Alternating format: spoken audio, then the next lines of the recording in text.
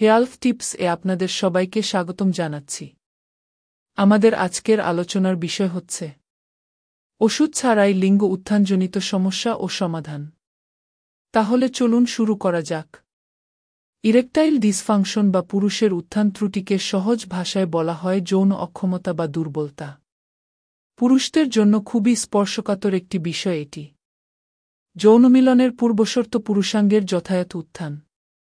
কিন্তু অনেক সময় দেখা যায় মিলনের পূর্বে পুরুষের লিঙ্গের পর্যাপ্ত উত্থান ঘটছে না কিংবা ঘটলেও বেশিক্ষণ দীর্ঘস্থায়ী হচ্ছে না। ফলে পরিপূর্ণ ও সফল যৌনমিলনও সম্ভব হচ্ছে না। এ ধরনের সমস্যায় হতাশাগ্রস্ত হয়ে পড়েন দম্পতি। আবার সংকোচ ও দ্বিধার কারণে চিকিৎসকের কাছে যান না, বাজার চলতি চটকদার বিজ্ঞাপনে আকৃষ্ট হয়ে কবিরাজি হার্বাল বা টোটকা চিকিৎসা নিয়ে আরও জটিলতায় পড়েন। তাই সংকোচ ভেঙে এ সমস্যা নিয়ে সঠিক পরামর্শ নিতে হবে। প্রথমেই জানা যাক কেন হয় ইরেকটাইল ডিসফাংশন। পুরুষের লিঙ্গের উত্থান মূলত যৌন উদ্দীপনার সঙ্গে সম্পর্কিত।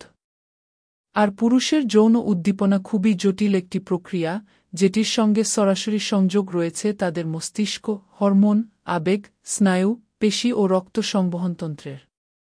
এগুলোর যেকোনো একটির সমস্যা বা অস্বাভাবিকতার কারণে ইরেকটাইল ডিসফাংশন হয়ে থাকতে পারে। এছাড়া মানসিক চাপ, বিষণ্ণতা বা অন্যান্য মানসিক সমস্যার ফলেও ইরেকটাইল ডিসফাংশন হতে পারে। ইরেকটাইল ডিসফাংশনের পেছনে শারীরিক ও মানসিক দুই ধরনের কারণই প্রভাব ফেলতে পারে। যেমন কোনো একটি অসুস্থার কারণে সাময়িকভাবে যৌন উদ্দীপনার মাত্রা কমে যেতেই পারে। কিন্তু এ নিয়ে আপনি এত বেশি চিন্তিত হয়ে পড়লেন বা মানসিক চাপে ভুগতে শুরু করলেন যে পরবর্তী সময়ে সমস্যা আরও বাড়তে শুরু করল। এভাবেই শারীরিক সমস্যার সঙ্গে মানসিক সমস্যা যোগ হয়ে ইরেকটাইল ডিসফাংশনের মাত্রা বাড়তে থাকে। যদি আপনি নিয়মিত নিম্নোক্ত সমস্যাগুলোর সম্মুখীন হতে থাকেন: লিঙ্গের যথাযথ উত্থান ঘটাতে না পারা, লিঙ্গের উত্থান যথেষ্ট সময় ধরে রাখতে না পারা, যৌন আকাঙ্ক্ষা হ্রাস পাওয়া কিংবা কখনোই আকাঙ্ক্ষা জাগ্রত না হওয়া, দ্রুত বীর্যপাত হওয়া, বিলম্বে বীর্যপাত হওয়া, অ্যানোরগাজমিয়া দেখা দেওয়া অর্থাৎ পর্যাপ্ত উত্তেজনা সত্ত্বেও অর্গাজম লাভে ব্যর্থ হওয়া। এছাড়া মনস্তাত্ত্বিক চাপ, অবসাদ, দুশ্চিন্তা ও অন্যান্য মানসিক সমস্যা, মানসিক চাপ, অন্যমনস্কতা, সম্পর্কের অবনতি বা অধারাবাহিকতার কারণে উদ্ভূত চাপ, আত্মবিশ্বাসহীনতা ও ভীতি। লিঙ্গের উত্থানের পেছনে মস্তিষ্ক সবচেয়ে গুরুত্বপূর্ণ ভূমিকা পালন করে। মস্তিষ্ক থেকে পাওয়া সংকেতের মাধ্যমেই একজন পুরুষ তার দেহে যৌন উদ্দীপনা অনুভব করতে থাকেন, তার মধ্যে বিভিন্ন শারীরিক পরিবর্তন আসতে থাকে এবং চূড়ান্ত পর্যায়ে তার লিঙ্গের উত্থান ঘটে। কিন্তু মস্তিষ্ক যদি স্বাভাবিক না থাকে, এই প্রক্রিয়ায় তার প্রভাব পড়ে। এ কারণে সৃষ্টি হয় ইরেকটাইল ডিসফাংশন। এছাড়া পুরুষ হরমোন টেস্টোস্টেরনও এখানে গুরুত্বপূর্ণ ভূমিকা পালন করে থাকে। পুরুষাঙ্গে রক্ত চলাচল ও স্নায়ুর স্বাভাবিক কার্যক্রমও এই প্রক্রিয়ার সঙ্গে যুক্ত। একটি সফল যৌনমিলনের জন্য এই সবকটি সুস্থ আর স্বাভাবিকভাবে হতে হবে। কি করবেন? কোনো ব্যক্তি যদি ইরেকটাইল ডিসফাংশনের শিকার হন, তবে হতাশা বা সংকোচে না ভুগে বিশেষজ্ঞ চিকিৎসকের পরামর্শ নিতে হবে। চিকিৎসক সঠিক কারণটি খুঁজে বের করে সঠিক সমাধান বাতলে দিতে পারবেন। অনেক সময় মানসিক চাপমুক্ত হলে বা নির্দিষ্ট নিয়ম মেনে নিয়ন্ত্রিত জীবন যাপন করলেই উন্নতি সম্ভব। ডায়াবেটিস, হৃদরোগ বা অন্যান্য দীর্ঘস্থায়ী শারীরিক সমস্যাকে নিয়ন্ত্রণে রাখতে হবে। এসব রোগে স্নায়ু ও রক্তনালী ক্ষতিগ্রস্ত হয় বলে মিলনে সমস্যা হয়। ধূমপান পুরোপুরি বর্জন করুন, অ্যালকোহল গ্রহণের মাত্রা সীমিত করুন এবং অবৈধ নেশাদ্রব্য ব্যবহার করবেন না। ওজন ঠিক রাখুন ও নিয়মিত শরীরচর্চা করুন। সুষম ও স্বাস্থ্যসম্মত খাদ্য গ্রহণ করুন। রাতে পর্যাপ্ত ঘুমানো ও বিশ্রাম নেওয়া, মানসিক চাপ, অবসাদ, দুশ্চিন্তা বা অন্যান্য সমস্যাকে অবহেলা না করে বিশেষজ্ঞ চিকিৎসকের শরণাপন্ন হওয়া উচিত।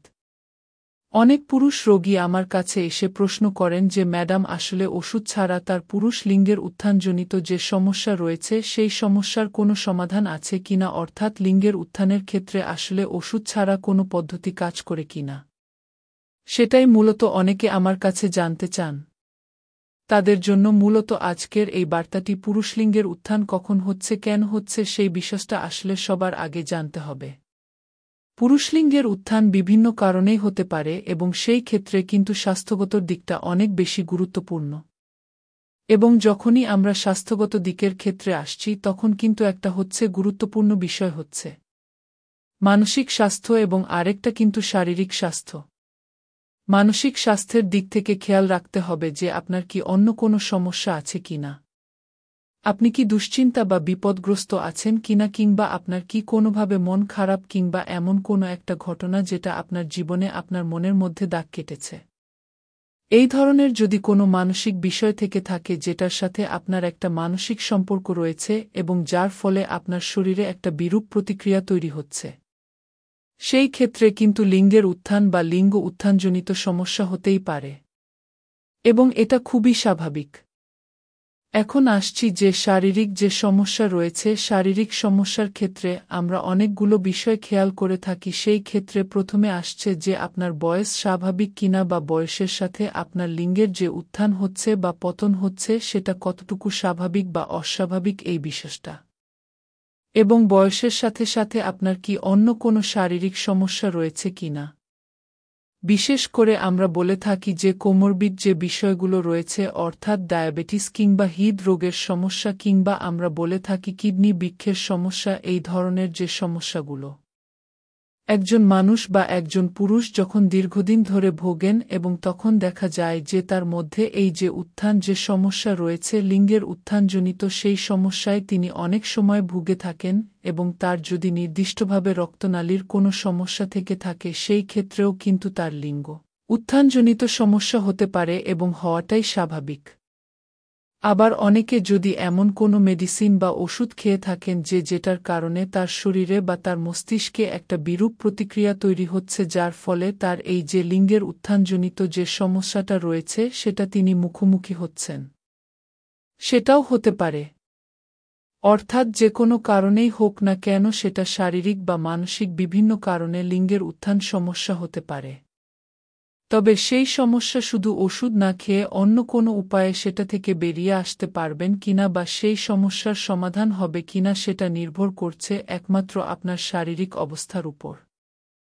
যদি আপনি দেখেন যে আপনার শারীরিক কোনো সমস্যা নেই, আপনি একদম সুস্থ স্বাভাবিক, সেই ক্ষেত্রে আসলে আমরা বলে থাকি যে অনেক সময় হয় মানসিক বিভিন্ন কারণে আপনার লিঙ্গের উত্থান নাই হতে পারে বা লিঙ্গের পতন খুব তাড়াতাড়ি হতে পারে। এটা খুবই স্বাভাবিক এবং এটা নিয়ে খুব বেশি দুশ্চিন্তাগ্রস্ত হওয়ার কোনো কারণ নেই।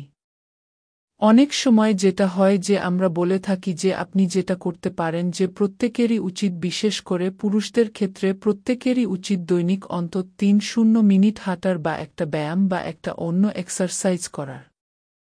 সেই ক্ষেত্রে একটা নির্দিষ্ট এক্সারসাইজ রয়েছে বা ব্যায়াম রয়েছে যেটাকে আমরা বলে থাকি কেগল এক্সারসাইজ। এটা কিন্তু এই লিঙ্গের উত্থান বা হচ্ছে দ্রুত বীর্যপাত একটা গুরুত্বপূর্ণ ভূমিকা পালন করে, কিন্তু যারা এই ধরনের ব্যায়াম করছেন না বা এই ধরনের ব্যায়ামে অভ্যস্ত না তাদের ক্ষেত্রে অর্থাৎ সবচেয়ে সহজ যে উপায়টি রয়েছে সেটা হচ্ছে যে দৈনিক অন্তত ৩-০ মিনিট হাঁটুন। তাহলে কি হবে? সেই ক্ষেত্রে হচ্ছে যে লিঙ্গের উত্থানজনিত সমস্যা কখন হচ্ছে, যখন আপনার লিঙ্গে রক্ত সঞ্চালন বাধাগ্রস্ত হচ্ছে, অর্থাৎ যখন আপনার লিঙ্গের সঠিকভাবে নাইট্রিক অক্সাইড সঞ্চালন হচ্ছে না, তখনই কিন্তু আপনার লিঙ্গের উত্থানটা কম হচ্ছে। সেই ক্ষেত্রে আমরা বলে থাকি যে নাইট্রিক অক্সাইডের সঞ্চালন রক্ত প্রবাহটাকে স্বাভাবিক রাখার জন্য, বৃদ্ধি করার জন্য আসলে হাঁটা বা ব্যায়ামের ভূমিকা অপরিসীম এবং এটা কিন্তু একদিকে যেমন আপনার লিঙ্গের উত্থান তৈরি করছে বা লিঙ্গের উত্থানের সহায়তা করছে, অন্যদিকে কিন্তু আপনার হৃৎপিণ্ডের গতিও ঠিক রাখছে, আপনার হৃৎপিণ্ডকে ভালো রাখছে, সুস্থ রাখছে এবং সামগ্রিকভাবে যদি আমরা চিন্তা করে থাকি সেই ক্ষেত্রে কিন্তু আপনার যে শারীরিক যে স্বাস্থ্য রয়েছে সেটাকেও একটা ভালো রাখছে।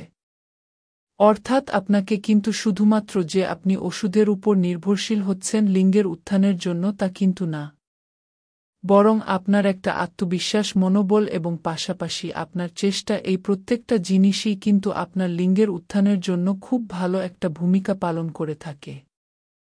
অনেকে প্রশ্ন করে থাকেন যে মহিলারা কোনো পজিশনে সেক্স করতে পছন্দ করে থাকেন, অর্থাৎ কোনো পজিশনে সেক্স করলে তারা সবচেয়ে বেশি যৌন আনন্দ পেয়ে থাকে বা যৌন তৃপ্তি পেয়ে থাকে।